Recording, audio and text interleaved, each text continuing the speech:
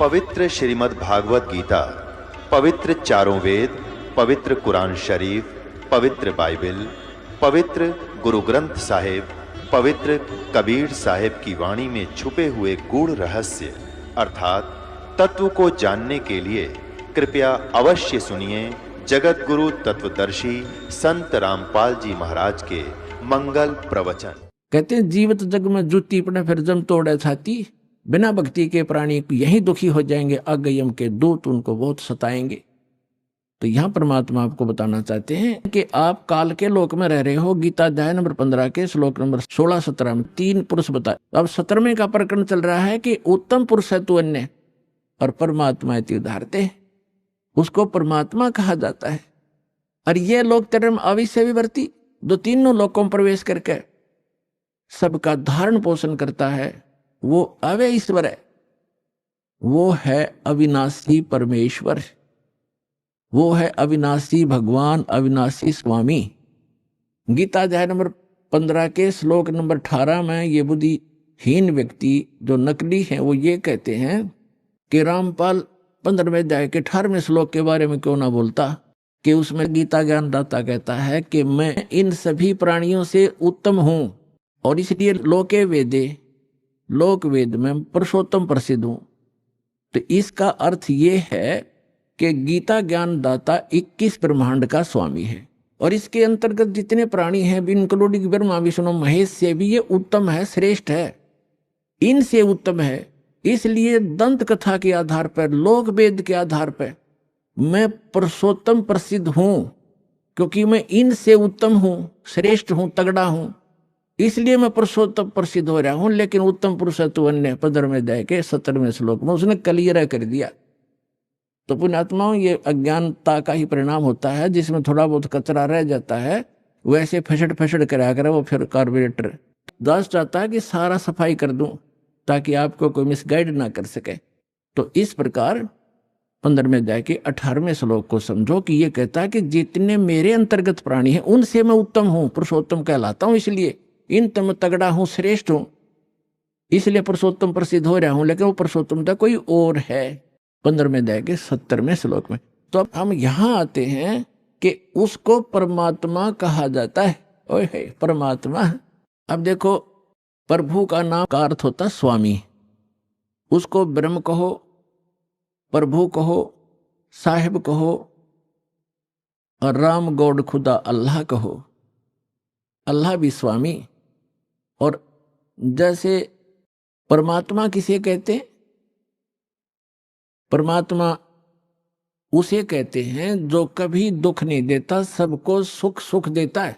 उत्तम पुरुष है तो अन्य परमात्मा इति उदाहरते, ये लोक तरम अविश्य विवर्ती, अव्यय ईश्वर है। अब परमेश्वर ने आके बताया अपनी प्यारी आत्मा धर्मदास जी को कि धर्मदास आप इस काल के लोक में रह रहे हो। अब धर्मदास जी ने कहा कि प्रभु आप जो कहते हैं सिरोधार्य है, लेकिन मेरे गले उतर नहीं रही ये बात कि हम गंदे लोक में रह रहे हैं, ये कसाई का लोक है। हे परमात्मा देखो कैसी यहाँ पर फल फ्रूट हैं, कैसे बाग बगीचे बने हैं, झरने बह रहे हैं, गंगा जैसी दरिया बह रही है, और कितना दयालु है ये परमात्मा, कैसी ऋतु बनाई है, हवा चल रही है और कितना अच्छा शुद्ध हवा दे रखी है, कितनी लंबी चौड़ी पृथ्वी है, कोई कहीं बैठो उठो लेटो किसी प्रकार, और कितनी सुविधा देता है ये। इसको कैसे हम मानने कि ये भगवान नहीं है? तब परमात्मा ने बताया कि पुण्यात्मा धर्मदास जी को कहा कि इस काल को एक श्राप लगा हुआ है कि 1 लाख मानव शरीरधारी प्राणियों को ये नित्य आहार करेगा और 1.25 लाख उत्पन्न करेगा मानव, यानी 25% एक्स्ट्रा ये उत्पन्न करेगा। इसने सतलोक में गलती की थी, जिस कारण इसको ये एक रोग लगा, श्राप लगा। और आप जी ने गलती की थी कि आप भगवान को छोड़कर इस पर आसक्त हुए थे, जिस कारण से आप इसके साथ यहां आ गए। आपके लिए ऑप्शन है वापस जाने का, आप वापस जा सकते हो, जैसे विधि मैं बताऊंगा इस साधना को करके। और ये इसलिए अब यहां प्रश्न एक और उठ जाता है भक्तों के मन में कि भगवान ने इसको श्राप नहीं देना चाहिए था, ये श्राप नहीं देते तो ये हमें नहीं खाता या नहीं रोक के रखता। आपको तो इसने रोक के रखना ही रखना था। और यदि परमात्मा इसको श्राप नहीं देते 1 लाख मानव शरीरधारी प्राणियों के आहार करने का, तो आपको ये कभी मानव शरीर नहीं देता, क्योंकि इसको ये डर बना रहता है कि मानव शरीर में इनको परमात्मा का ज्ञान हो सकता है, परमात्मा प्राप्ति हो सकती है। ये एक योनि और बना देता, जैसे कुत्ते गधे सुअर की 84 लाख बनाई, 84 लाख एक भी बना सकता था। इसलिए इसकी व्यवस्था है, मजबूरी है कि ये मानव शरीर अवश्य देता है आपको। 84 लाख योनियों में धक्के खवा के भी फिर एक मनुष्य शरीर इसको देना पड़ता है, क्योंकि इसको खाना पड़ता है। और ये विधान भगवान ने बना दिया कि प्रत्येक प्राणी को एक मानव शरीर का चांस अवश्य देना पड़ेगा। इसलिए आज आप पर रहम हुआ है। ठीक है, कष्ट तो मान ले आपको, मानव शरीर ना मिलता, गधे कुत्ते बनकर आप भटकते रहते, कष्ट पे कष्ट उठाते रहते। तो एक गोल्डन चांस है मानव शरीर में, आप अपना आत्म कल्याण करा के सतलोक जा सकते हो। ये सुविधा देवताओं को भी उपलब्ध नहीं है, क्योंकि जितना जीव घना सुखी होगा उतना भगवान से कोसों दूर होगा, ये सत्कर मान लियो। और जितना दुख होगा उसके लिए वरदान सिद्ध हो सकता है, यदि उसको सतलोक आश्रम वाला जला हिसार प्राप्त हो जाएगा, उस दुख के कारण भी उसको परमात्मा मिल जाएगा। कबीर साहब कहते हैं कि सुख के माथे पत्थर पड़ो, जो नाम हृदय ते जावे, और बलिहारी उस दुख के जो पल पल नाम रटावे। परमात्मा कहते हैं आग लगाए से सुख का जो भगवान से दूर करे, भाड़ में जाओ कोठियर कार ये मंत्री पद, जिस तो भगवान भूल जा। अरे भगवान ऐसा कष्ट दिए रखना आपकी याद बनी रहे। तो पुण्यात्मा, आप बालक हो, अध्यात्म ज्ञान मिला नहीं।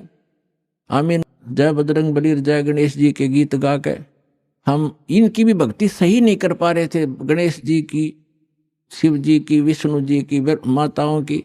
ये साधना भी इस दास के पास उपलब्ध है, जो ये आपको यथार्थ लाभ देंगे। इन मंत्रों के वश हैं ये, जो दास आपको देगा। इनके बस की बात नहीं है। इन मंत्रों के जाप से आप अपने आप ये अट्रैक्ट होते हैं। जैसे उदाहरण देते रहते हैं कि भैंसा होता है, भैंसे को भैंसा भैंसा करते रहो, कति ध्यान नहीं देगा। एक बार उसकी एक अलग से लैंग्वेज होती है, प्रत्येक क्षेत्र वाइज। उसको एक बार करते हुर्र तो तुरंत देखता है और बहुत सावधानी से तकता है किधर से आई आवाज। तो ये समझ लेना, ये जो दास आपको मंत्र देता है इन भगवानों की, यह पूजा नहीं है। इनसे लाभ लेने के ये विशेष मंत्र है, जिनके ये अट्रैक्ट होते हैं, विवश हैं, ये लाभ देते ही देते।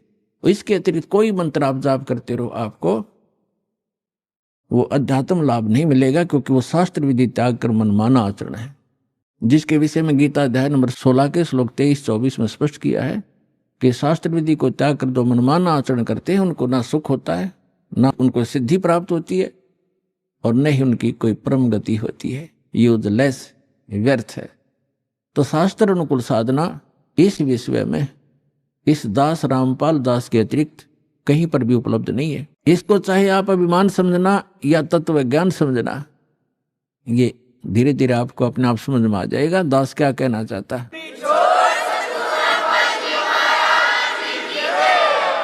अभिमान तो वो व्यक्ति किया करता जिसकी अपनी कोई खोज हो, चाहिए तो उसने भी नहीं। और हम तो संत भक्त हैं, हम किसी प्रकार का कोई अभिमान या ईगो कभी नहीं रखते। जो ऐसा रखता है वो भक्त नहीं, ना संत नहीं, क्योंकि ये तो सदग्रंथों में प्रमाणित है, हमारे सदग्रंथों में लिखा हुआ था। वो खजाना इनका हाथ लगा नहीं, क्योंकि इनको ज्ञान नहीं था। अपने आत्माओं, जैसे श्रीमद् भगवद गीता अध्याय नंबर 17 के श्लोक नंबर 23 में लिखा है, ओम तत्सत इति निर्देश ब्रह्मण तिर्वेद समर्थ ब्राह्मणा तेन वेदात यज्ञा विहिता पुरा।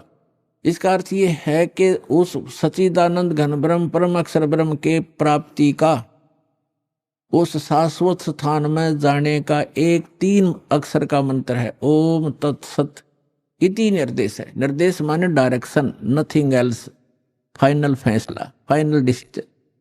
अच्छा, यहां पर ओम तो ब्रह्म का है, अक्षर पुरुष का, और तत् और सत ये सांकेतिक है। तत् ये अक्षर पुरुष का, जिसको अक्षर ब्रह्म भी कहते हैं, जो सातसंग ब्रह्मांड का स्वामी है, ये मंत्र है। और सत ये परम अक्षर ब्रह्म का मंत्र है। ये तत् और सत सांकेतिक है। और यहां बताया है, गुरु बिन वेद पढ़े जो प्राणी, समझन सार रहे अज्ञानी। गुरु बिन काहु न पाया ज्ञाना, जो थोथा भूस छड़े मूड किसाना। सतगुरु के बिन, गुरु के बिना किसी को भी वेदों का ज्ञान नहीं हुआ। वो तो ऐसे अपने अटकलबाजी करते रहे जैसे कोई मूड किसान धान निकालने के बाद पड़ी पराली को और उसको कूट रहा है मोगरों से, डंडों से, या उनको पटक रहा है पकड़ पकड़ के। किस लिए? उसे पूछा जाए कि इसमें से कनक निकाल लूंगा, धान निकाल लूंगा, तो उसको ज्ञान नहीं है, वो मूड है। और समझदार तो उसमें से निकाल के ले जा चुका है, वो तो पराल पड़ी है, भूस पड़ा है। तो जो भूस को कूट रहा है वो उस मार्ग का परिचित नहीं है। तो यहां बताया है, गुरु बिन काहु न पाया ज्ञाना, जो थोथा भूस छड़े मूड किसाना। गुरु बिन वेद पढ़े जो प्राणी, और समझे न सार रहे अज्ञानी। तो सभी अज्ञानी थे। कई वक्त आते हैं, वो कहते हैं जी मैंने सुधांशु जी से नाम ले रखा है, और फिर क्या बताता जी प्रेत बाधा कई वर्षों से। अच्छा, फिर सुधांशु जी के मंत्र ने के काम करे आपका, क्या नाम दे रखा है? ओ हरिओम तत्सत। अरे वाह भाई वाह, ये है वो नीम हकीम है। कहते वस्तु कहाँ खोजे कहाँ, किस विद लागे हाथ, एक पलक में पाइए भेदी ले ले साथ। अब ये तत् और सत ये सांकेतिक है। ओम तत्सत, ओम तत्सत ये नहीं जब करना। हरिओम तो कभी करना ही नहीं साथ लगा करके। ओम की बेइज्जती करते हो आप। ओम मंत्र अकेला जाप किया जाता है, इसके साथ कोई भी जोड़ नहीं होना चाहिए। अब क्या बताया है कि जैसे एक धनी व्यक्ति था, सेठ था, साहूकार, उसने अपने ही मकान के आंगन में एक मंदिर बना रखा था, और उस वही में लिख दिया पैड में, डायरी में, कि चांदनी 14 रात्रि के 12 बजे मंदिर के गुम्बज में इतने किलो चांदी, इतने किलो सोना और इतने नगद पैसे जमा कर रखे, दबा रखे। इसलिए कोड वर्डों में लिखते थे कि बच्चे कहीं गलती से कभी खोद बैठे, निकाल ना लें, मेरे जाने के बाद फिर ये प्रयोग कर लें। इसलिए चोरों के डर से वो ऐसे छुपा दिया करते थे। पहले बैंक नहीं होते थे। उस सेठ की मृत्यु होगी अचानक। पिता के अंतिम संस्कार करके उन बच्चों ने फिर देखा कि पिता की लिखे लेख देखते हैं। उन्होंने वो डायरी देखी, उसमें लिखा था चांदनी 14 रात्रि के 12 बजे मंदिर के गुम्बज में इतना धन दबा रखे। तो उन बच्चों ने 2-3 दिन के बाद अपने पिता की क्रियाक्रम से निपट कर हफ्ते 10 दिन, 12 दिन, 15 दिन के बाद वो मंदिर का गुम्बज फोड़ दिया रात्रि के समय। उन्होंने सोचा पिता ने संकेत दिया है कि दिन में तो कोई देख लेगा, रात्रि में फोड़ियो। तो रात्रि में उन्होंने मंदिर का गुम्बज फोड़ डाला, उसमें कुछ नहीं था। उनको बड़ा अफसोस हुआ कि पिताजी तो हमें गलत गाइड करके हमें बहका गए और धन कहीं और दबा गए। अब उसको कैसे खोजेंगे, गया हाथ से, बहुत धन था। बुरी तरह रो रहे हैं। कुछ दिनों के बाद उसके पिता का कोई मित्र सेठ आया। बच्चों ने अपनी समस्या उसके सामने रखी कि अंकल ऐसे ऐसे समस्या आ गई है, हमारे पिताजी ने झूठ बोल दिया, पैसा कहीं और छुपा रखा है, हम गुम्बज में लिखा है, गुम्बज में तो पाया नहीं, हमने मंदिर भी फोड़ दिया। तब उस सेठ ने कहा कि मुझे दिखाओ कहाँ लिखा है। उसने लेख देखा कि चांदनी 14 रात्रि के 12 बजे मंदिर के गुम्बज में इतना पैसा। तो उसने कहा बेटा इस गुम्बज को बनाओ यथावत, जैसे था वैसा ही बना दो, फिर बताऊंगा कहाँ पर है, और चांदनी 14 आने दो। तो 10-5 दिन के बाद वह चांदनी 14 आनी थी, वो वैसा ही गुम्बज बना दिया चांदनी रात्रि में।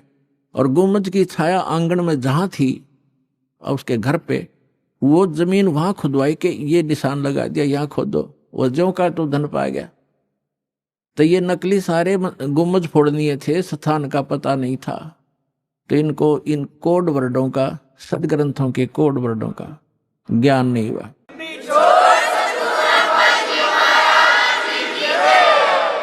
तो वस्तु कहाँ ढूंढे, कहाँ किस विद लागे हाथ, एक पलक में पाइए भेदी ले लो साथ। तो ये दास इन सदग्रंथों का जानकार बना के, तत्वदर्शी संत बना के कबीर भगवान ने आप उसके बच्चों के लिए भेज दिया। अपनात्मो अविलंब काम करो यू, कहते हैं समझा है तो सर दर पाओ और भौर नीरे ऐसा दाव। तो ये गरीबदास जी कहते हैं, गरीबदास ये वक्त जात है, रो गए इस पैरे न, हाथ से मानो शरीर छूट गया, भक्ति यथार्थ मिली नहीं, तो फिर रोया करोगे इस समय को। कहते हैं मानुष जीवन दुर्लभ है, मिले न बारंबार, और तरवर से पत्ता टूट जा वो फिर नहीं लगता डार। अब जो प्रसंग चल रहा है हम आते हैं उसी पर कि परमात्मा की परिभाषा क्या है और काल किसे कहते हैं। तो ये प्रसंग पूरा हुआ कि यथार्थ भक्ति कौन सी है, और वो स्थान एक ऐसा है जहां जरा मरण नहीं होता। वहां जाने के बाद प्राणी फिर लौटकर कभी संसार में नहीं आते, और वहां जरा और मरण नहीं है, वृद्ध अवस्था और मृत्यु नहीं है। और यहाँ दोनों डेफिनेट है, मृत्यु भी है और वृद्ध अवस्था भी है। लंबी उम्र होगी तो वृद्ध अवस्था है, बीच में मर गया तो 100 पहाड़ टूट जा परिवार के ऊपर, कमाने वाला एक का था, बच्चों का क्या होगा, हुआ तो वृद्ध अवस्था तो बूढ़ी मौत होगी। कहने का भाव ये है, जब तक हम परमेश्वर की शरण में नहीं आते तब तक हम काल की रेंज में रहते हैं, और जब हम कबीर भगवान की शरण में आ जाते हैं हम काल की रीत से बाहर हो जाते हैं। फिर उसका विधान हम पर लागू नहीं रहता, हम परमेश्वर की शरण में आ जाते हैं।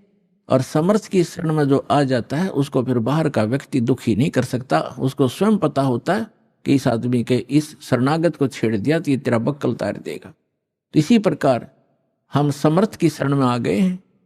आप कबीर भगवान वो समर्थ है, वो कादर परमात्मा है, उसकी शरण में आ गए। उसकी शरण ना त्यागना, इतना ध्यान अवश्य रखना। छोटा मोटा कष्ट भी आपको होता है नाम लेने के बाद, तो ऐसे समझना जैसे एक बिल्ली बच्चे उत्पन्न करती है और 2-4 दिन के बाद उन बच्चों को दूसरे घर में ले जाती है, क्योंकि वहां वो ये देखती है कि कहीं तेरे बच्चों को यहाँ खतरा ना हो जा। और इस बात से उसके बच्चे भी परिचित होते हैं कि हम अपनी माँ के संरक्षण में हैं, और वो उनको अपने मुख से पकड़ती है। उसके तीखे दांत होते हैं बिल्ली के, तीखे, और उनको पकड़ती है।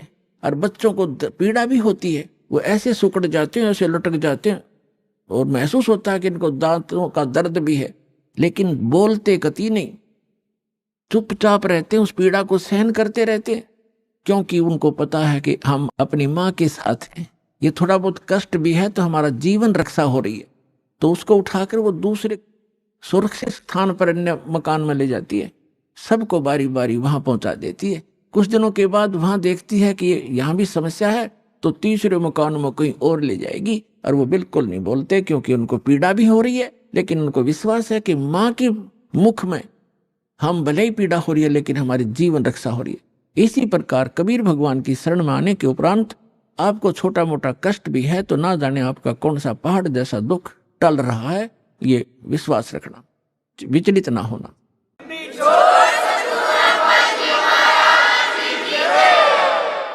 यह प्रसंग चल रहा है कि धर्मदास जी ने कहा था कि भगवान यहाँ कितनी सुविधा दे रखी है भगवान ने, और इसको आप काल कह रहे हो।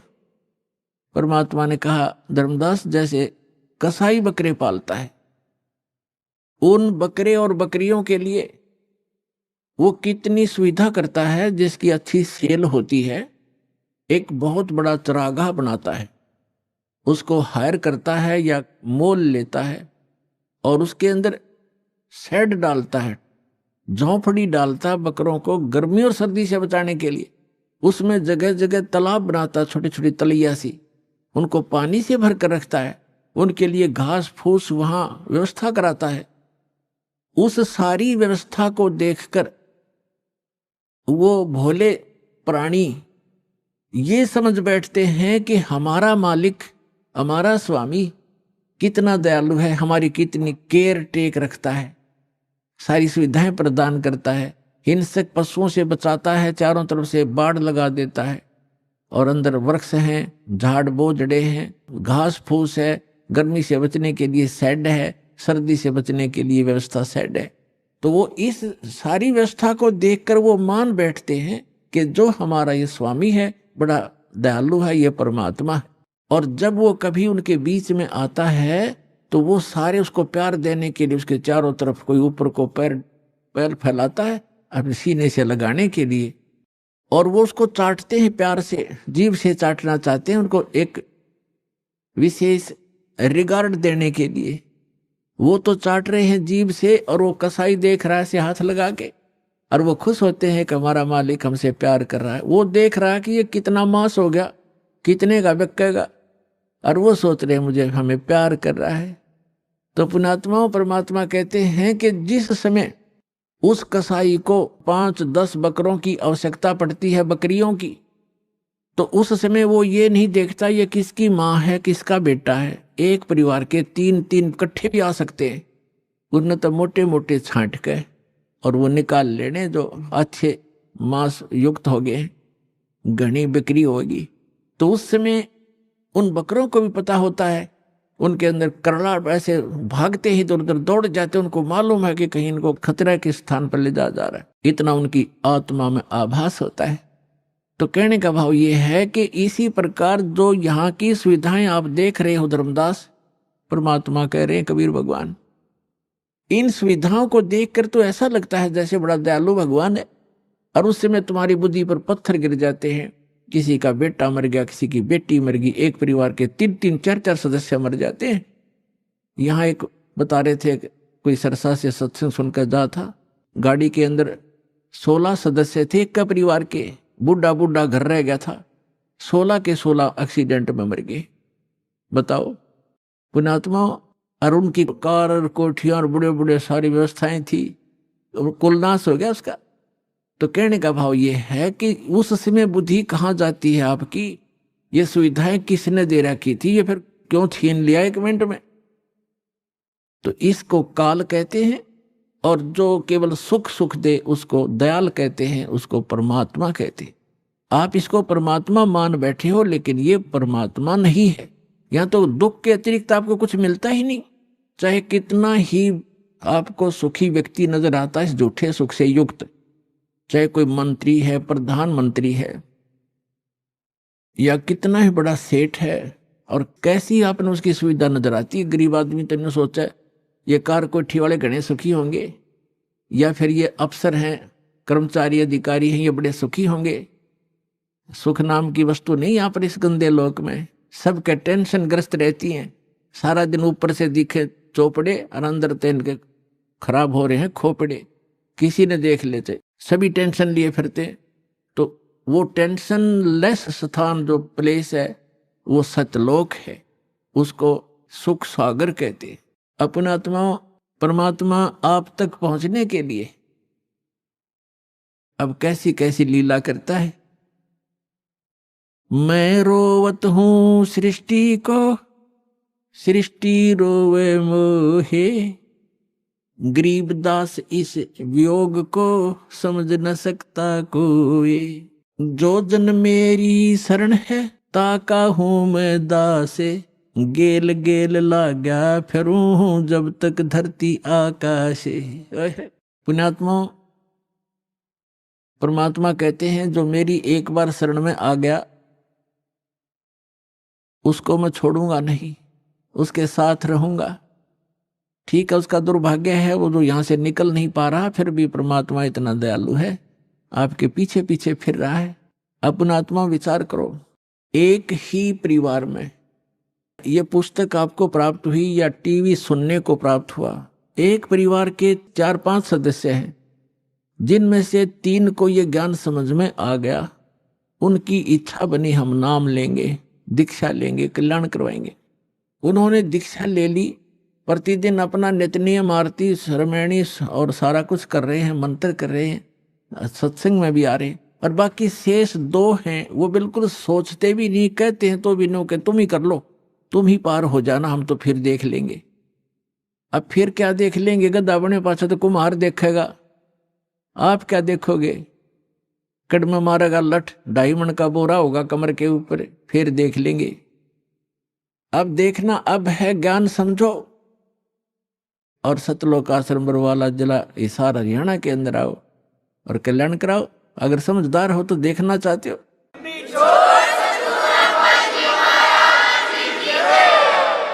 अब वो क्यों नहीं आते? जैसे कल का सत्संग जो था सुबह का, उसमें ये था कि 2 प्रकार से मानव शरीर प्राप्त होता है। एक तो पिछले पुण्य कर्मों के आधार से मानव शरीर लगातार 2, 4, 10, 50, 100 भी हो सकते, ज्यादा भी हो सकते, लेकिन वो पूंजी समाप्त हो जाएगी, फिर 84 लाख योनियों में जाना ही पड़ेगा यदि उस मनुष्य जीवन के दौरान आपको तत्वदर्शी संत नहीं मिला। 2 प्रकार से मानव शरीर प्राप्त होता है। एक तो बता दिया आपको पूर्व जन्मों से, जैसे परमात्मा सन 1398 में सतलोक से चलकर आए थे, 1518 तक 120 वर्ष इस धरातल पर रहे, काशी के अंदर बनारस में जुल्हे के कार्य करते रहे और अपने बच्चों को एक समय में 1-1 हजार स्थान पर प्रकट होकर परमात्मा ज्ञान सुनाया करते थे, उनको लाभ देते थे, आशीर्वाद देते थे, सुख हो जाता था, वो मंत्र जाप करते थे। 64 लाख से हो गए थे उस दानक के, दुलाए के, एक गरीब झोंपड़ी में बैठे व्यक्ति के 64 लाख से इतना सुख दिया था परमात्मा ने।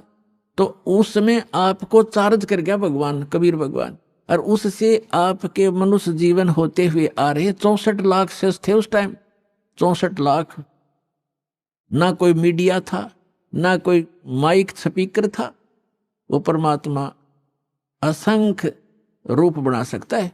तो जिस कारण से उसने आप सभी को चार्ज किया, आपके मनुष्य जीवन होते हुए आ रहे हैं और आप पूजाएं भले ही दूसरी करते रहे, लेकिन पूर्व जन्म की बैटरी चार्ज थी आपकी, आपसे आपको सुख मिलते रहे।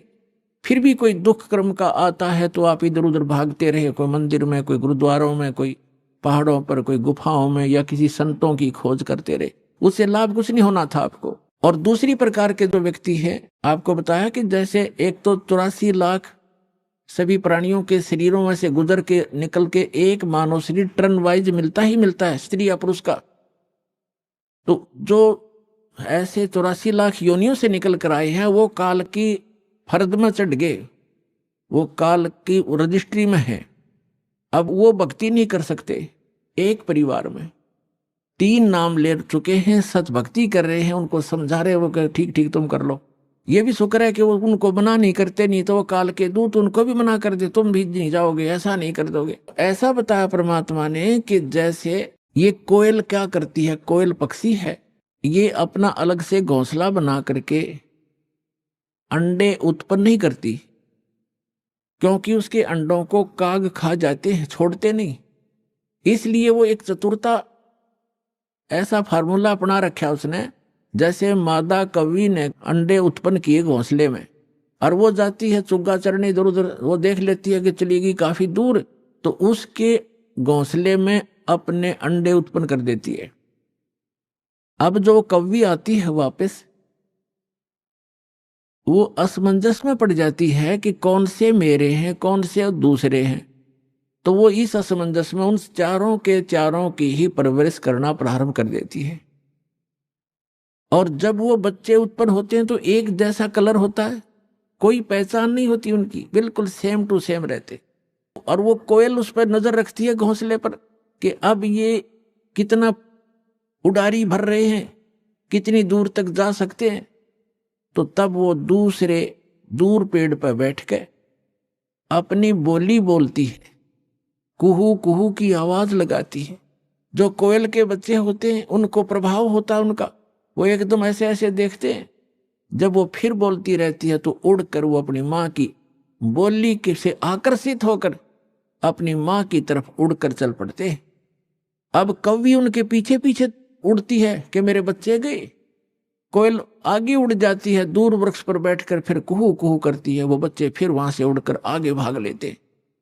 अब कौवी ये सोचती है ये तो गए सो गए, तेरे कहीं पिछले बच्चे रह गए, उन पर कोई आपत्ति ना आ जा, उनको संभालूं, आकर के वो वापस आ जाती है। तो कहने का भाव ये है कि उस घोंसले में 4 बच्चे थे, 2 कोयल के 2 काग के। कोयल वालों के वहां बोली असर करगी, काग वालों के बा में भी नहीं, वो देख नहीं रहे, वहीं बैठे आराम से।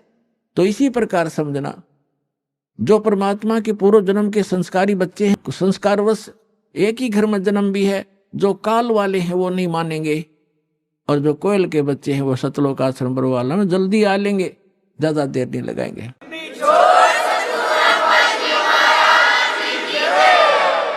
यानी जो परमात्मा के बच्चे हैं, पूर्व जन्म के संस्कारी हैं, वो शीघ्र आ जाएंगे।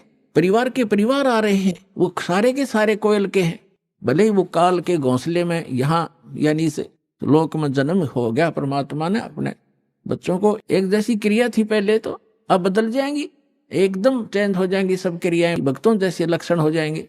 तो इस प्रकार तो क्या बताते हैं परमात्मा, जो जन मेरी शरण है ताका हूं मैं दासे, गेल गेल लाग्या फिरूं जब तक धरती आकाशे। परमात्मा कबीर भगवान जिस समय यहाँ आए हुए थे पृथ्वी पर, जो प्रत्येक युग में एक लीला करते हैं, जिसका वेद भी प्रमाण करते हैं, जिसके वेद भी साक्षी हैं कि भगवान ऐसी लीला किया करता है। तो उस लीला में जो दूसरे टाइप की लीला है परमात्मा की, शिशु रूप धारण करके प्रत्येक युग में प्रकट होते हैं, और कमल के फूल के ऊपर, कमल का फूल तो जल पर ही होता है, अंडरस्टूड है कि वो नारायण होते हैं। नार माने जल, आयन माने उस पर आकर विराजमान होने वाले नारायण कहलाते हैं। तो परमात्मा कबीर साहब यानी अमर पुरुष, सत्य पुरुष, आदि पुरुष जिसको कहते हैं, परम अक्षर ब्रह्म, वो ये लीला करता ही करता है। उस लीला को करने के लिए सन 1398 में संवत 1455 ज्येष्ठ सुदी पूर्णमासी को वो परमात्मा सतलोक से चलकर आए थे, और काशी शहर के बाहर एक तालाब में, सरोवर में, विकसित कमल के फूल के ऊपर एक नवजात शिशु का रूप धारण करके विराजमान हुए थे, जैसा कि वो प्रत्येक युग में करते। उसमें नीरू नीमा नाम के मुसलमान जुलाहा थे, वो उठा कर ले गए। वही नीरू नीमा उसी जन्म में ब्राह्मण और ब्राह्मणी थे। गौरी शंकर नाम था नीरू का, और सरस्वती नाम था नीमा का।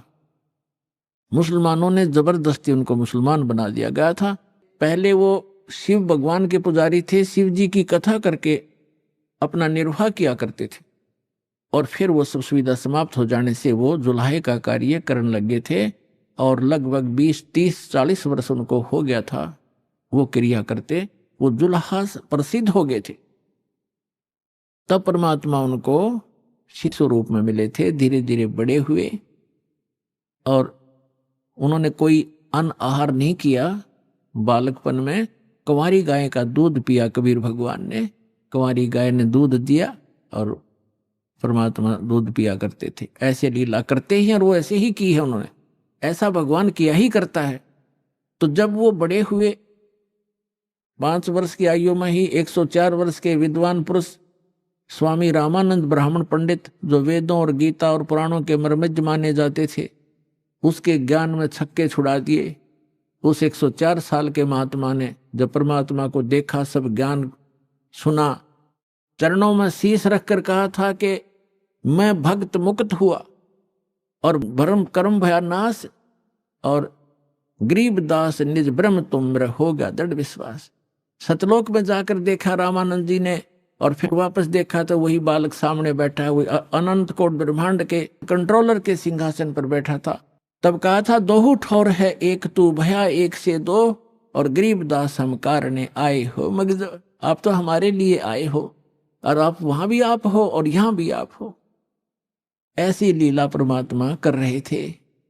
और फिर क्या बताए हैं कि उस समय धीरे धीरे बड़े हुए, बड़े बड़े विद्वानों के छक्के छुड़ा दिए। लेकिन हमारी आदत है, हम सत्य को स्वीकार करना बहुत ही कम चाहते हैं।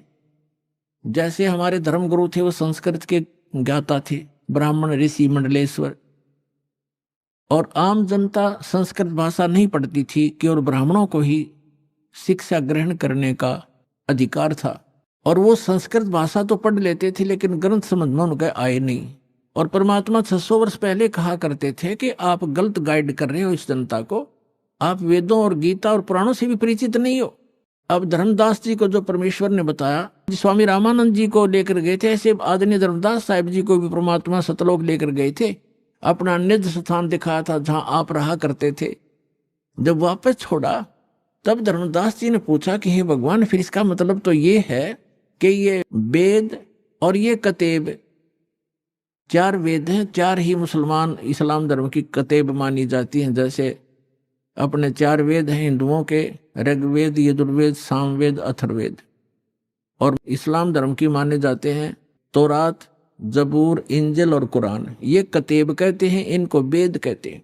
तो धर्मदास जी को पता चला कि सचमुच भगवान तो वो है, साकार है, और ये है वो परमात्मा, ये है वो स्थान। और ये सभी हमारे धर्मगुरु कहते हैं कि ये विष्णु जी सर्वशक्तिमान है, सर्वश्रेष्ठ है, सबके पालन करता है, सबके उत्पत्ति करता है, यह विनाशी है। और परमात्मा ने धर्मदास जी की वार्ता कराई ब्रह्मा विष्णु महेश जी से, और उन्होंने खुद बताया कि नहीं भाई, हमारी भी जन्म मृत्यु होती है, हम अविनाशी नहीं है। अब जैसे कोई व्यक्ति यदि किसी तहसीलदार को या एसडीएम को और अपने मित्रों में यह कहता है ये कमिश्नर है, और जब एसडीएम से पूछा जाएगा क्या आप कमिश्नर हैं, वो कभी झूठ नहीं बोलेगा, वो बुद्धिमान व्यक्ति है, बकवास नहीं चला करती, तो स्वयं बताएगा नहीं जी मैं तो एसडीएम हूं, और कमिश्नर तो बहुत बड़ी पावर होती है। तो ऐसे जब भी इन अधिकारियों से हम मिलते हैं तो ये सच्ची बताया करते। तो जब धर्मदास जी वापस आए, धर्मदास जी ने कहा हे भगवान, फिर तो ये वेद और कतेब ये सब झूठे हैं,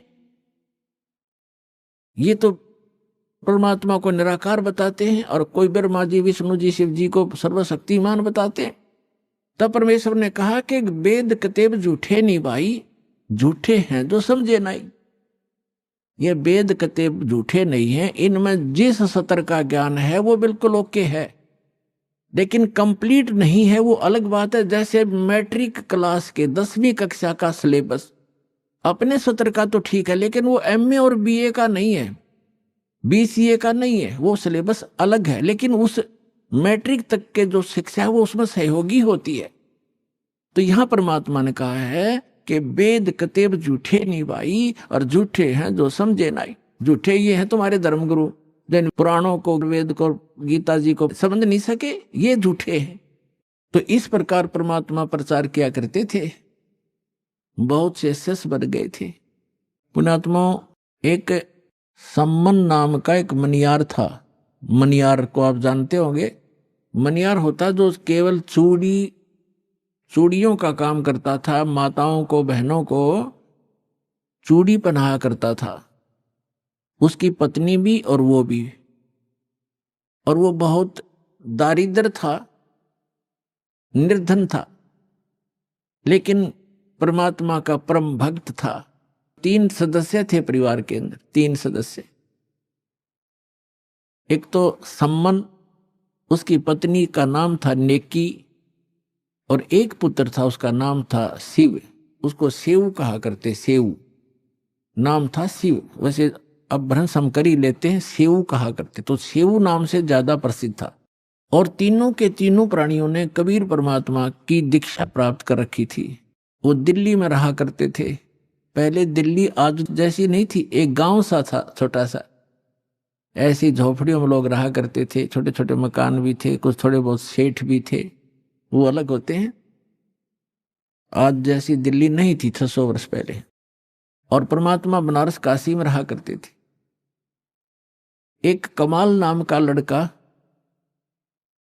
उसके कबीले ने, उसके कुल के लोगों ने मृत्यु के उपरांत जल प्रवाह कर दिया था। और एक शेख तकी नाम का राजा सिकंदर लोधी दिल्ली के बादशाह का धार्मिक गुरु था।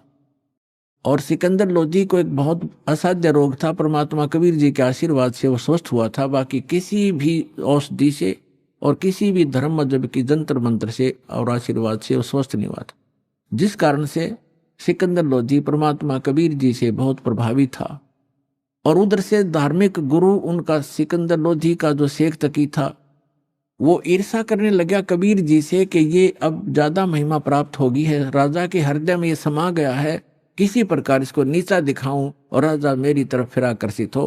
कहते हैं 2 वजीर 2 फकीर और 2 पीर, उनकी कभी आपस में बड़ा नहीं करती। ये तो ऐसे समझ लो जैसे एक म्यान में 2 तलवार, कदे देखी सुनी ना कान। तो वो बहुत इस ताक में रहता था किसी प्रकार नीचा दिखाऊं। सिकंदर लोधी ने किसी कारण से स्वामी रामानंद जी का सिर काट दिया था, वो मृत्यु को प्राप्त हो गए थे, और कबीर परमात्मा ने सिकंदर लोधी और सैकड़ों व्यक्तियों के सामने उनको जीवित कर दिया था। जिस बात से सिकंदर लोधी घना प्रभावित हो गया था कि ये तो सचमुच अल्लाह आए हैं, खुद भगवान आए हैं। कबीर साहब अल्लाहु अकबर है। अब अल्लाहु अकबर यही काम करता है, मुर्दे को जीवित कर दे, रोगी को स्वस्थ कर दे, निर्धन को धन दे दे, तो भगवान यही काम करते हैं। तो वो सभी काम कर रहे थे। सिकंदर लोधी का पक्का विश्वास हो गया था कि सचमुच गॉड है, खुदा है। अब शेख तकी परमात्मा कहते हैं, राज तजना सहज है, सहज त्रिया का ने, मान बढ़ाई ईर्षा बाई दुर्लभ तजना। ये राज भी छोड़ सकते हो, अपनी सुंदर पत्नी को भी त्याग सकते हो, और कहते हैं मान बढ़ाई और ईर्षा ये नहीं छूटती जीव पर। ये छूटे बिना भगवान मिला नहीं, बात वहीं की वहीं रही।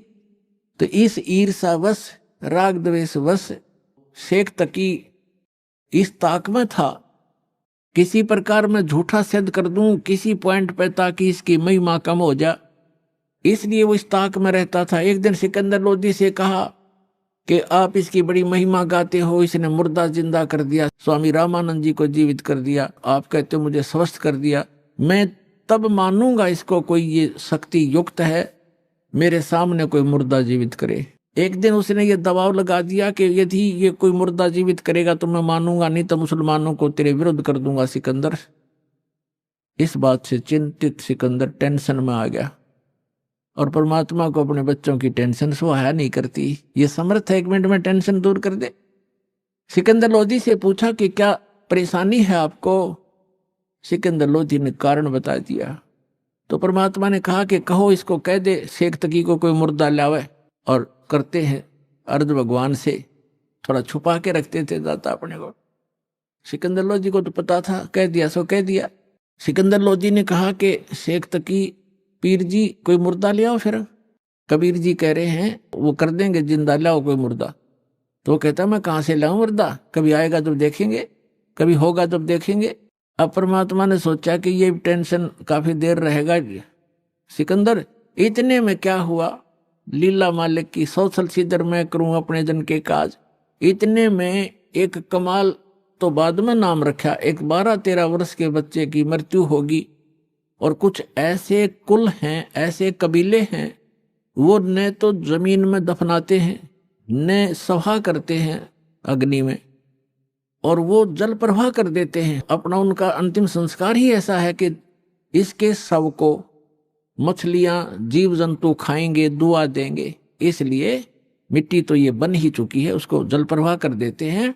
एक सुंदर फ्लोटिंग सा एक बेड़ा बनाते हैं, घास फूस का जो तैरता रहता है कुछ देर तक, फ्लोटिंग सा, उस पर लिटा देते और उसको जल प्रवाह कर देते।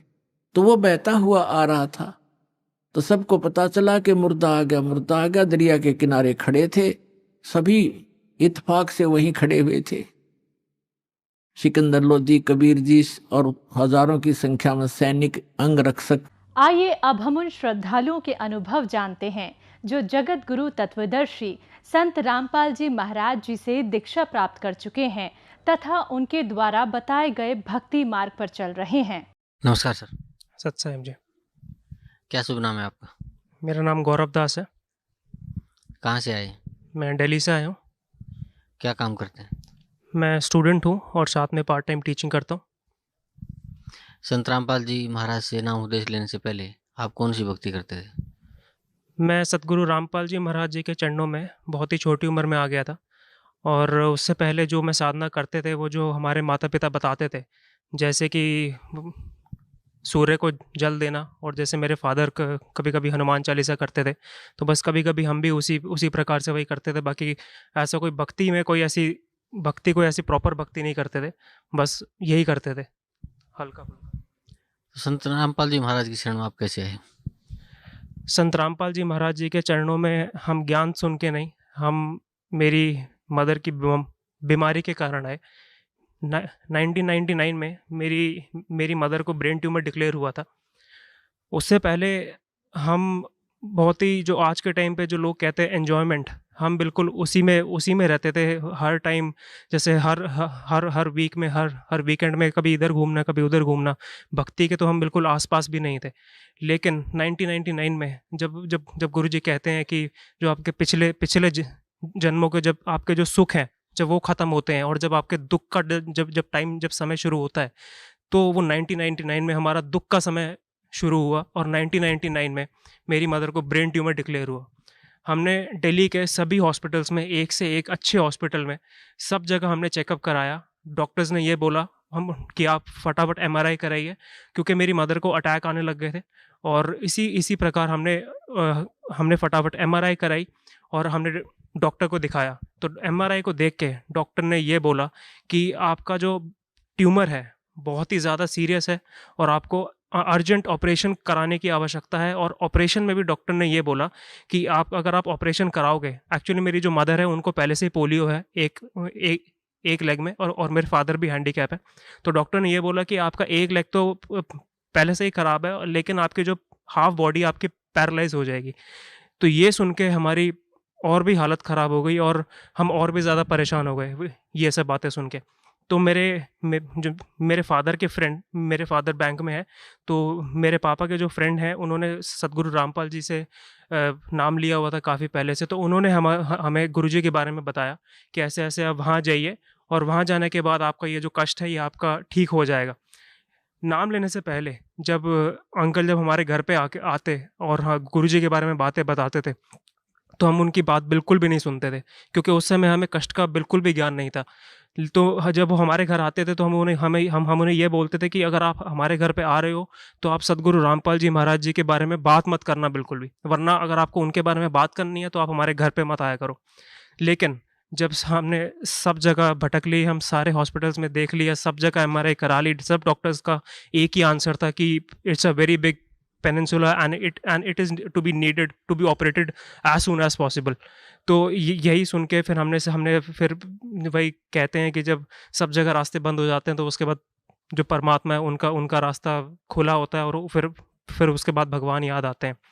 तो उस समय गुरुजी दिल्ली में पीतमपुरा में सत्संग किया करते थे हर मंथ के फर्स्ट संडे को। तो हमने 2001 में 4 फरवरी 2001 में हम पीतमपुरा गए, हमने गुरुजी से नाम उपदेश लिया। हमें नाम उपदेश के बारे में कुछ भी नॉलेज नहीं थी कि नाम उपदेश क्या होता है। It was our first time कि नाम के बारे में। तो वहाँ गुरुजी उस समय बिल्कुल पास ही बैठा करते थे, तो गुरुजी ने हमें बिल्कुल अपने चरणों में बिठा के नाम उपदेश दिया। और फिर जब हम गुरुजी ने पूछा कि आप कहाँ से आए हैं, तो हमने सारी बातें बताई और गुरुजी को ये भी बताया कि ऐसे ऐसे डॉक्टर ने ऑपरेशन के लिए बोला है और मेरी मदर को ब्रेन ट्यूमर है। तो गुरुजी ने ये बोला कि अब आपने नाम उपदेश ले लिया है, अब ऑपरेशन कराओगे तो ऑपरेशन सक्सेसफुल होगा, वरना परमात्मा की दया रही तो आपको ऑपरेशन की ज़रूरत ही नहीं पड़ेगी। तो ये सुन के हम बहुत रिलैक्स फील हुआ हमें। और उसके बाद जब हम वापस गए और हम दोबारा डॉक्टर के पास गए थे ऑपरेशन की डेट लेने के लिए। जिस डॉक्टर के पास हम ऑपरेशन की डेट लेने के लिए गए थे, जिससे इलाज चल रहा था हमारा डॉक्टर का, ऑलरेडी टेस्ट जो प्री ऑपरेशन जो टेस्ट होते हैं वो सारे हो चुके थे, जस्ट ऑपरेशन की डेट हमें लेनी थी। तो ऑपरेशन की डेट लेने जिस दिन हम गए, जो वो डॉक्टर जो ये कह रहा था कि आप it is need to be operated as soon as possible, उसी डॉक्टर ने ये बोला कि आपको ये स्लीपिंग स्टेज में है और ऑपरेशन की कोई ज़रूरत नहीं है। बस वो दिन था और हमारा गुरुजी में विश्वास उस दिन से ही बन गया। और उसके बाद 2004 में, मैं उस टाइम पे 10th स्टैंडर्ड में था, तो हम भक्ति तो चल ही रही थी, परमात्मा की दया से गुरुजी करा रहे थे भक्ति। तो विश्वास भी हमारा उसी वजह से बना था, वरना ज्ञान तो हमने कभी सुना ही नहीं था और ना हमें कोई इंटरेस्ट था ज्ञान में। हमें परमात्मा ने बहुत धक्के से हमें परमात्मा ने इस भक्ति में लाए हैं। 2004 में मेरी मदर को दोबारा से पैरालिटिक अटैक पड़ा रात को। 19 नवंबर 2004 में मेरी मदर को पैरालिटिक अटैक पड़ा रात को। मेरी सिस्टर 3 साल छोटी है मेरे से। तो हम रात को सोते सोते मेरी मदर को पैरालिटिक अटैक ऐसा पड़ा कि उस टाइम पे मेरे फादर के लेग में फ्रैक्चर भी हो रखा था। तो उस टाइम पे रात को सोते सोते मेरी मदर को अचानक से मेरे मदर के मुंह में से झाग निकलने लगे और मेरी मदर की पूरी बॉडी स्टिफ हो गई और अचानक से उनकी जो आंखें थी वो भैंगी हो गई और वो अपना होश, बिल्कुल उनको होश में ही नहीं थी।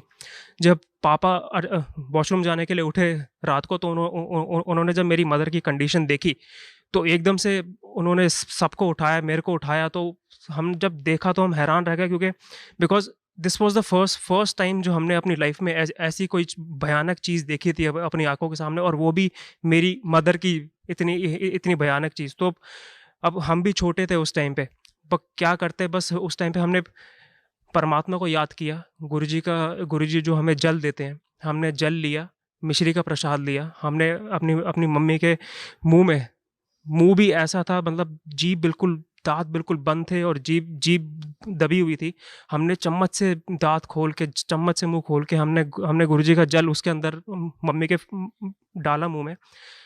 गुरुजी का जल मुंह में पड़ते ही मम्मी को होश आ गया और मम्मी ने सच्चाई बोला। लेकिन उसके बाद मम्मी को कम से कम इतने अटैक पड़े जिसको पैरालिटिक अटैक बोलते हैं। मम्मी का मुंह टेढ़ा हो जाता था बार बार और मुंह में से झाग आ जाता था और फिर मम्मी बेहोश हो जाती थी।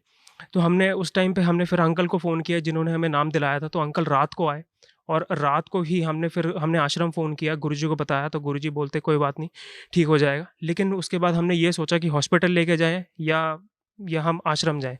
तो ये सोच, क्योंकि फिर हमने जब हॉस्पिटल की बात आई तो हमने सोचा कि हॉस्पिटल तो हम पहले जा के बहुत परेशान हो गए हैं। तो उसी दिन पापा के पैर में फ्रैक्चर था। उसी फ्रैक्चर्ड लेग में पापा ने गाड़ी ड्राइव करी और हम सुबह 4 बजे, 3:30 बजे उठ के मैंने खुद अपनी मम्मी को उठा के मैंने गाड़ी में रखा था। हमने सुबह 5 बजे हम करोथा आश्रम, जो उस टाइम पे गुरुजी करोथा में थे, हम गुरुजी 5 बजे हम करोथा आश्रम जब पहुँचे तो गुरुजी बिल्कुल सामने गुरुजी सफ़ेद चद्दर ओढ़ के और बिल्कुल अकेले खड़े थे। जबकि उस टाइम पे भी गुरुजी के साथ संगत हर टाइम रहती थी, हर टाइम भगत साथ रहते थे। गुरुजी अकेले गेट खोल के वहाँ पर अकेले खड़े हुए थे, जैसे कि, और हमें ऐसा लगे कि गुरुजी हमारी ही वेट कर रहे हैं वहाँ पर सुबह 5 बजे। तो हम जैसे ही अंदर गए, मम्मी और पापा तो गुरुजी के चरणों में लेट के बहुत फूट के रोने लगे। फिर गुरुजी वैसे तो अंतर्यामी है, लेकिन फिर भी उन्होंने पूछा हमसे कि क्या बात हुई। तो अंकल ने सारी बातें बताई कि ऐसे ऐसे पैरालिटिक अटैक पड़ गया था रात को और ये सब हुआ। तो उस दिन गुरुजी ने ये बोला कि बच्चों, तुम आज अपनी मम्मी को यहाँ आश्रम लेके आए हो तो मैंने तुम्हारी मम्मी की जान बख्श दी है और इसकी मैंने ज़िंदगी बढ़ा दी है। अगर तुम, गुरुजी की ये बिल्कुल मुंह की बात है, गुरुजी ने मेरे सामने बोला था कि अगर तुम आज इसको हॉस्पिटल लेके जाते तो इसको नहीं बचना था और कई लाख रुपए लेके जाना था। तो ये हुआ उस टाइम। तो मैं अपने साथ में तो ये कहूँ कि I have seen my mother dying. तो जिस बच्चे ने ये सब देखा हो, अपनी मदर को मरते हुए देखा हो और दोबारा जिंदा होते हुए देखा हो, तो ये तो सिर्फ परमात्मा ही कर सकते हैं। और गुरुजी, बंदी छोड़ सतगुरु रामपाल जी महाराज ने मेरी मदर की लाइफ बढ़ाई, उनको जीवन दान दिया, और वही पूर्ण परमात्मा है, पूर्ण संत है। और उसके बाद हम वापस घर चले गए। नेक्स्ट डे फिर जब हमारी मदर ब्रेकफास्ट बना रही थी हमारे लिए स्कूल के लिए, तो दोबारा से मम्मी को अटैक पड़ा। उस टाइम पे अगले दिन गुरुजी वहाँ उधर सोनीपत चले गए थे सत्संग करने के लिए। जब हम उसके बाद हम मम्मी को सोनीपत लेके गए। सोनीपत जाने के बाद जब गुरुजी को, जब वहाँ दोबारा मम्मी को अटैक पड़ा, तो वहाँ पर मम्मी और पापा और अंकल बैठे हुए थे। मेरी मदर का लेफ़्ट हैंड, जो कि डॉक्टर ने बोला हुआ था कि आपका एक हैंड जाएगा ही जाएगा, ऑपरेशन करेंगे, मेरी मदर का वही हैंड पैरालाइज हो गया और उसमें से जान ख़त्म हो गई मेरी मदर के लेफ़्ट हैंड में। और कुछ ही सेकंड बाद मेरी मदर को अपने हाथ में गुरुजी का हाथ दिखाई दिया और मेरी मदर, वहाँ पर सब बैठे थे, सबके सामने कह रही है कि देखो गुरुजी का हाथ, मेरे हाथ में मेरे को गुरुजी का हाथ दिखाई दे रहा है। लेकिन जो दूसरे भगत थे उन सबको तो मम्मी का ही हाथ दिखाई दे रहा था, लेकिन मम्मी को जो गुरुजी का हाथ दिखाई दे रहा था। और कुछ ही क्षणों बाद, कुछ ही सेकंड बाद मम्मी के हाथ में वो जो पावर थी, वो जो हाथ था, गुरुजी ने अपना हाथ मम्मी को दे दिया। और वो जो हाथ जो डॉक्टर ने बोला था कि आपका हाथ जाएगा, वो गुरुजी ने मम्मी को वापस दे दिया। और उसी ईयर 2004 में मेरा बोर्ड का एग्ज़ाम था और उसी ईयर मम्मी को इतने अटैक पड़ते थे कि मैं जब भी पढ़ने के लिए बैठता था मम्मी को अटैक पड़ जाता था। और ऐसी सिचुएशन देख के ऐसे में पढ़ाई तो कोई आसपास भी नहीं थी। तो उस टाइम पे मेरा बोर्ड का एग्ज़ाम था। गुरुजी उस समय महाराष्ट्र गए हुए थे सत्संग करने के लिए। तो जब गुरुजी वापस आए तो मेरा मार्च में एग्ज़ाम था और फरवरी तक मैंने बिल्कुल भी किताबों पे हाथ नहीं लगाया था, बिकॉज नवंबर में इतना बड़ा इंसिडेंट हुआ था मेरी लाइफ के साथ जो कि मैं सपने में भी नहीं सोच सकता था। लेकिन मैंने फिर मैंने गुरुजी से प्रार्थना करी, गुरुजी मेरा बोर्ड का एग्ज़ाम है इस समय और मैंने कुछ भी पढ़ाई नहीं करी और मुझसे कुछ भी पढ़ाई नहीं होती, क्योंकि मैं जैसे ही पढ़ने के लिए बैठता हूँ ये अटैक मेरे आंखों के सामने आ जाता है। तो गुरुजी ने मेरे को ये बोला, बेटा कि तू थोड़ी सी पढ़ाई कर ले, तेरे नंबर आ जाएंगे। और वही जो गुरुजी के जो गुरुजी के वचन थे उन्होंने काम किए और मैंने हल्की थोड़ी सी पढ़ाई करी। 15 दिन में कितनी पढ़ाई होती है वो तो आप सबको पता है कि 15 दिन में कितनी पढ़ाई होती है। 15 दिन पढ़ाई करके मैंने बोर्ड का पेपर दिया 10th का और मेरे 80% मार्क्स आए, जो कि मैं कभी सोच भी नहीं सकता था। और गुरुजी ने इतनी दया करी, परमात्मा ने इस दास के ऊपर इतनी दया करी और जीवन दान दिया। और उस दिन के बाद से परमात्मा के चरणों में गुरुजी ने लगा रखा है अपने चरणों में, और आज तक। उसके बाद मेरी मम्मी रिटायर हो गई ब्रेन ट्यूमर की वजह से। मम्मी ऑफिस भी नहीं जा पाती थी बिकॉज अटैक पड़ते थे। उसके बाद मम्मी ने रिटायरमेंट लिया। हम पहले आर.के. पुरम रहते थे दिल्ली में, गवर्नमेंट अकोमोडेशन था, मम्मी को मिला हुआ था। तो अब मम्मी ने रिटायरमेंट ले ली तो हमें गवर्नमेंट फ्लैट भी छोड़ना पड़ा था उसकी वजह से। तो और कोई फ्लैट नहीं था, ज़मीन थी हमारी लेकिन मकान नहीं था कहीं पर भी।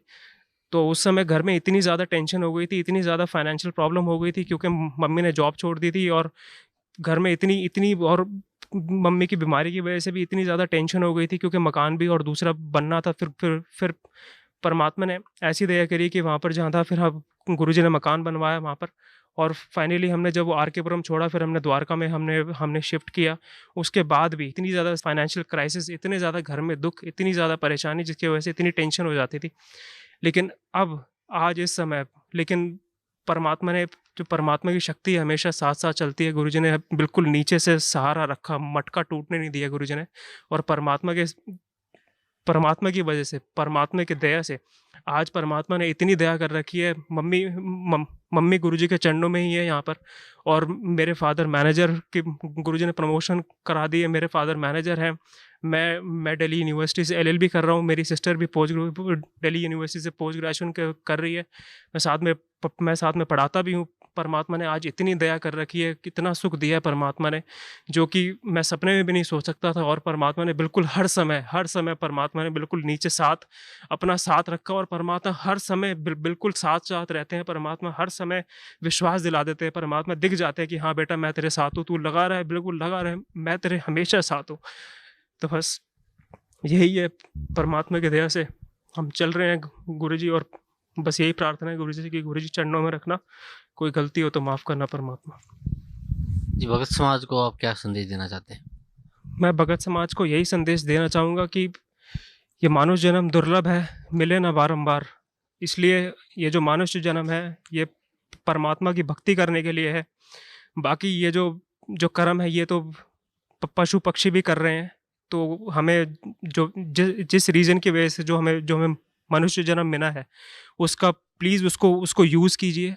गुरुजी के चरणों में आइए, परमात्मा सदगुरु संत रामपाल जी महाराज जी के चरणों में आइए, भक्ति करो और अपना जीवन का उद्धार करो, जो कि इसका जिस रीज़न से आप यहाँ पर आए हैं धरती पे।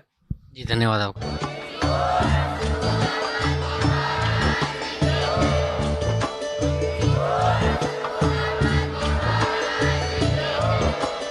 आप सुन रहे थे जगत गुरु तत्वदर्शी संत रामपाल जी महाराज जी के मंगल प्रवचन। अधिक जानकारी के लिए विजिट कीजिए हमारी वेबसाइट www.jagatgururampalji.org। संत रामपाल जी महाराज जी के शुभ आशीर्वाद से पूरे विश्व भर में 500 से भी ज्यादा नाम दीक्षा केंद्र हैं, जिन पर संत रामपाल जी महाराज जी द्वारा ऑनलाइन निशुल्क नाम दीक्षा दी जा रही है। अपने नजदीकी नाम दीक्षा केंद्र का पता करने के लिए संपर्क करें 8222880541।